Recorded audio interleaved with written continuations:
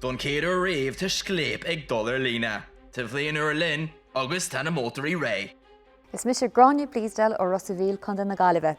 Is láithreoir, aisteoir agus ceoltóirme, agus tá héanaach sa moltarí agsúla go leor im líana. Bíonn an caiid an na gardú thula bhíonn sa gomarta seo ó hí ceol, óráníocht agus léadú omláin, agus ní eisceachta bethe im líana, tá muid asúla go leor. Mis Pádraig Ó Conghaile nó aka MC Muppet ón banna ceol imlé agus I suppose na rudí a hasans weimse eáil inneo in san réibhbhata ná. Okay, so dead here hall. Is comórta sé seo. So caitha ord chaid an ceol seint agus óraníochta a bheith le feiceáil agus cá tuspáanta a bheith láidir agus just go léireach siad gur siad hééis cleachta agus is orníochta dhéanamh. Díomh Carde agus fáilte se gus scléip ga bhíle is a fithe héin mar dhéann atan duine leanta seo tá sé difriúil am lína agus níl aon athrú ag teacht ar an scéal sin inniu mar hasna sé.